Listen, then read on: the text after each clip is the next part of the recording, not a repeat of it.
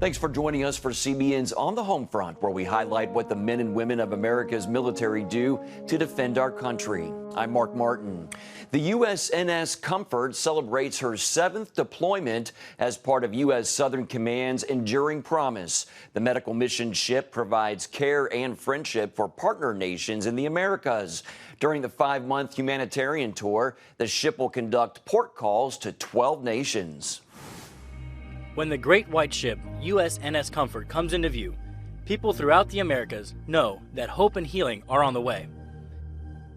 Some will receive procedures to restore their sight after years of blindness. Others will receive dental care, medications, or life-changing surgery not available in remote locations. Whatever the service, USNS Comfort and her team of medical professionals convey U.S. Southern Command's enduring promise of care and friendship for partner nation in the Americas. This year, Comfort celebrates her 7th deployment to the region. During the 5-month humanitarian tour, the ship will conduct working port calls to 12 nations, including Colombia, Costa Rica, Dominican Republic, Ecuador, Grenada, Haiti, Jamaica, Panama, St. Lucia, and St. Kitts and Nevis. Comfort medical teams will work alongside medical professionals from partner nations. Many of these countries are absorbing vast numbers of Venezuelan migrants fleeing the collapse of economic and healthcare systems in their homeland. According to U.S. Navy Admiral Craig Fowler, commander of U.S. Southern Command, the U.S. is committed to support the Venezuelan people and our regional partners who share the goal of seeing a legitimate democratic government reinstated in Venezuela. The 2019 Comfort deployment demonstrates what can be accomplished when partners work together to help people in need. This humanitarian effort reflects the United States' promise of friendship, partnership, and solidarity with the people of the Americas. USNS Comfort, an enduring promise and a partnership in care for the Americas. America's military doesn't just provide care for other nations. Overseas in Italy, service members are participating in exercise Astral Night. The 4-day joint multi-nation exercise is focused on building teamwork.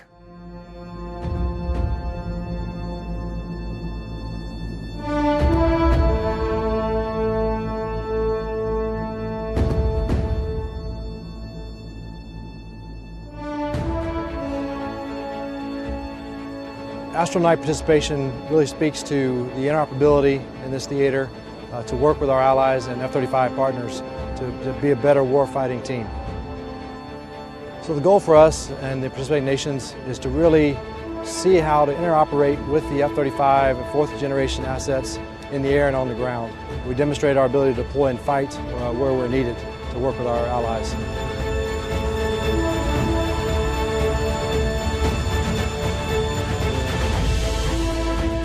Being out there, really the feeling for me is when I show up to the jet and I see the maintenance team having this jet ready to go, working all night to get it ready and be able to fly and participate in this exercise, and then finally being out there to go do it, it is truly an amazing feeling.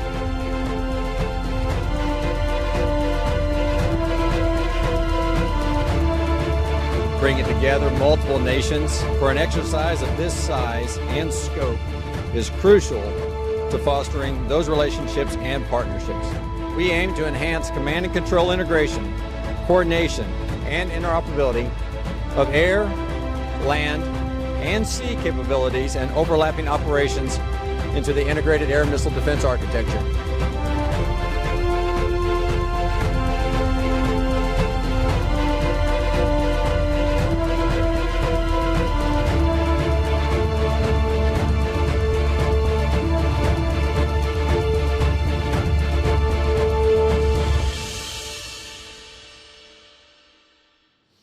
And in Poland, soldiers are at work learning to enhance their skills to better defend America and its allies. The Tobruk Legacy 2019 includes members from the 174th Air Defense Artillery Regiment. The exercise is a multinational air defense training program held yearly. Take a look.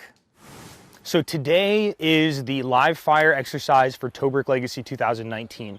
It's the culmination of a preparatory period, a live exercise, and now with the combined live fire. between ourselves and about a dozen other nations. Our battery has participated in Tobruk Legacy throughout as one of the participating countries.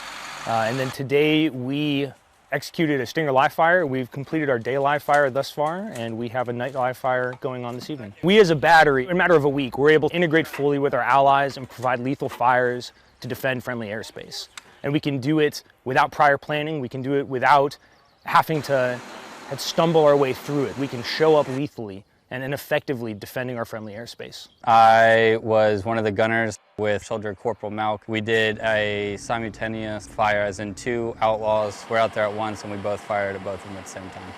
I'd say it's pretty cool. I mean, it's an active flying target, so even when I was a tanker, the best thing we had as things to shoot at was just a moving square box, so having something actually flying around in the air that you have to track and engage is a lot better than that. Today's exercise was firing with the ETAC man pads, which is Man Portable Air Defense System. That's a new piece of equipment that allows the gunner to see the tracks from the radar and also a thermal sight for the outlaw. It is really cool to be part of a unit with leadership and soldiers that want to be part of kind of the frontier of where the air defense is going.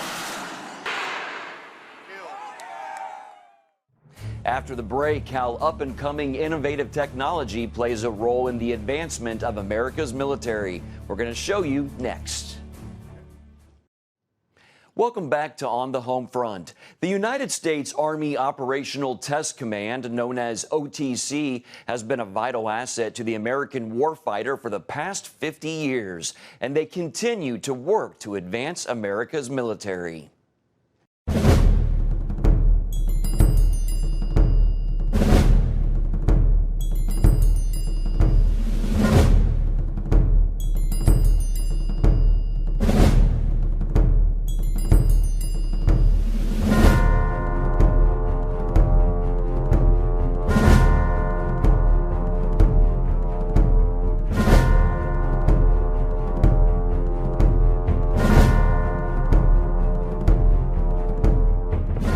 The United States Army Operational Test Command, known as OTC, has been a vital asset to the American warfighter for the past 50 years.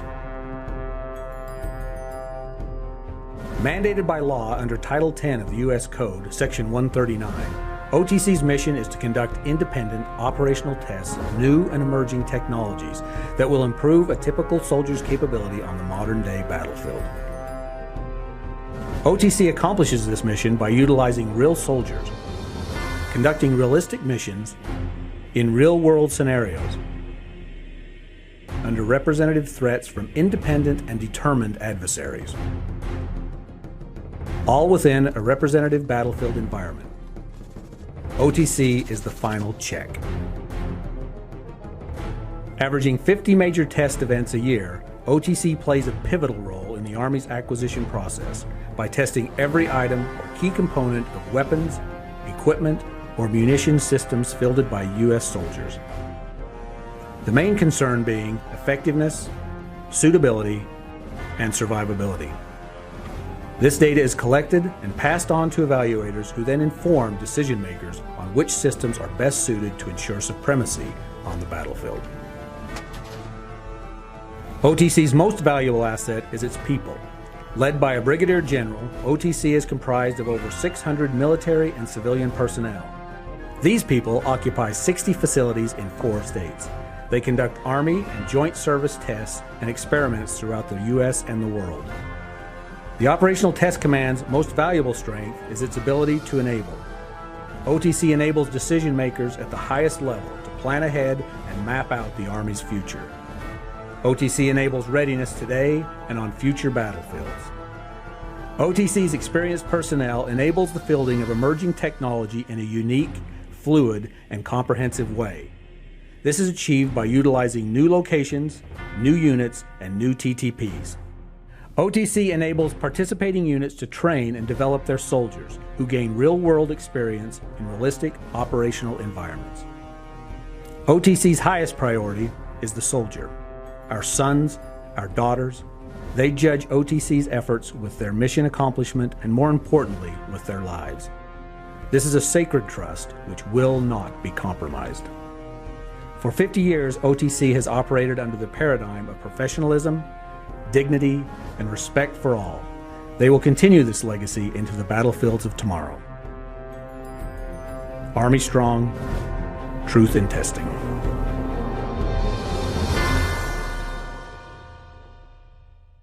Commander of Air Education and Training Command, Lieutenant General Stephen Quast, says America has great potential to be innovative using current and emerging technologies.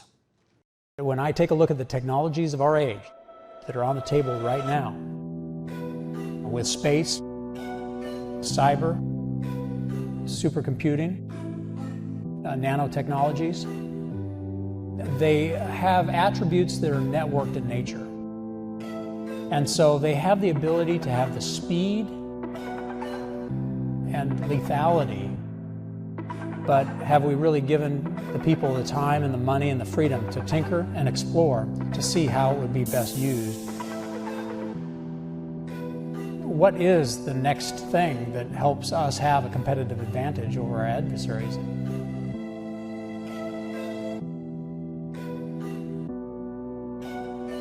If you're an American, you live in a culture that has the most potential of being innovative than any other culture on planet Earth.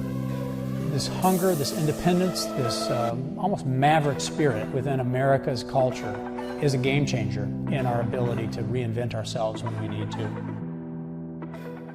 Coming up, a look at what military firefighters experience every day and why they love fighting for their country. Welcome back. American military firefighters in England work hard every day with training, even between training and during everyday life. Here's a look at a day in their lives. Somebody's life could be hanging in the balance, so it's very important that we actually get there to have the capability to provide, the support that they need.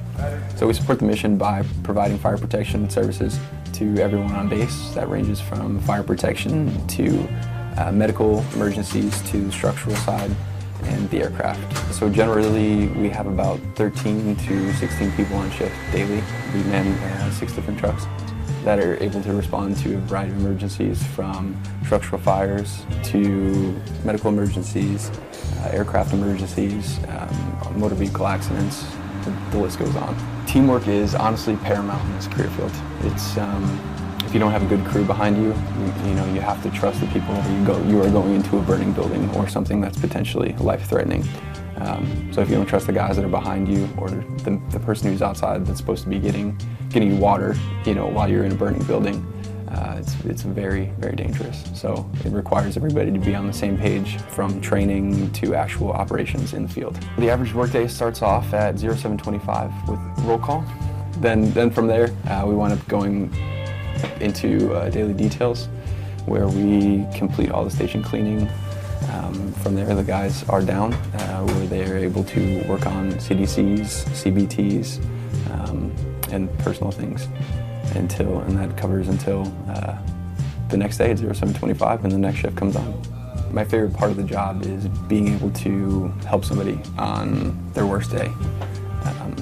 When somebody needs somebody there immediately, we're the people they call, and I'm able to help them.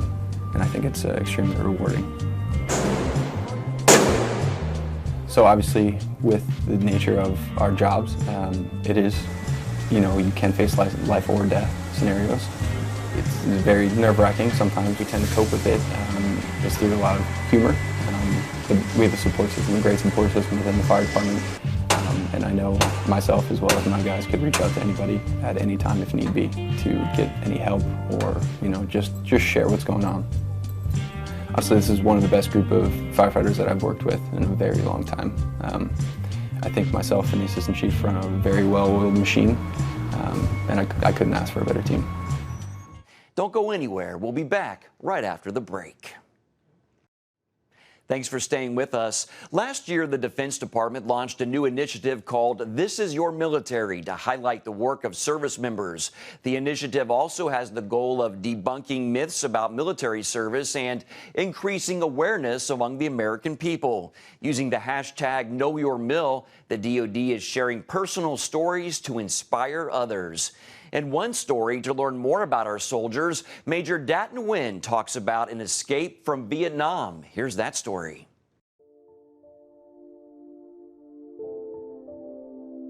You just came from a country where you had no future, and now you get to go to, what most people consider the greatest country in the world. That's like a second chance at life, so to speak. My name is Major Dat Nguyen. I work at AFRICOM as a operational analyst in the J8 Directorate. So for me, growing up in Vietnam, I was still a child at this point. I remember bits and pieces and what the adults would tell me later on. The conflict ended in 1975. Before the conflict, our family was part of the Old South. And so when the communists won the conflict, anybody who had ties to the Old South was pretty much blacklisted.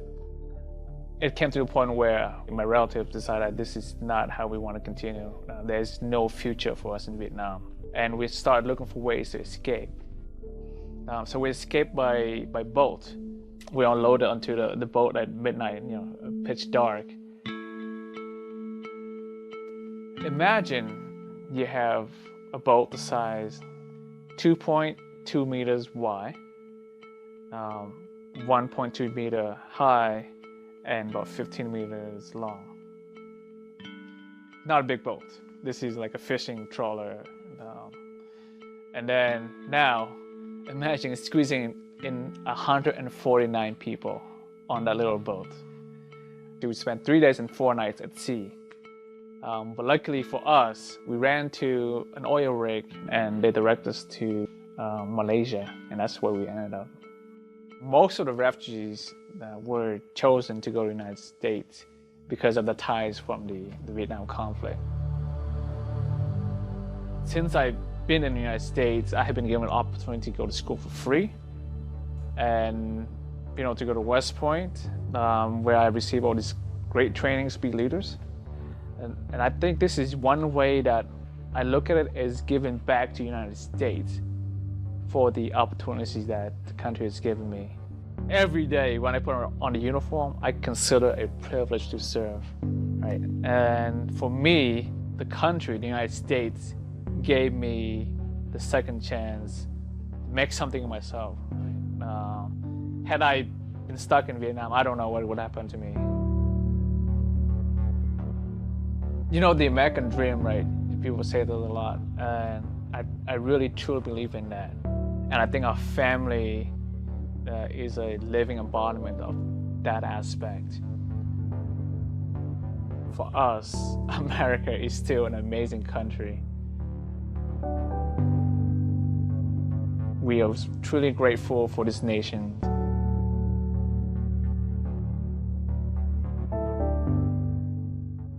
That's all for today, but you can find more of our exclusive news coverage at cbnnews.com. Hope you'll join us next time. Have a great day.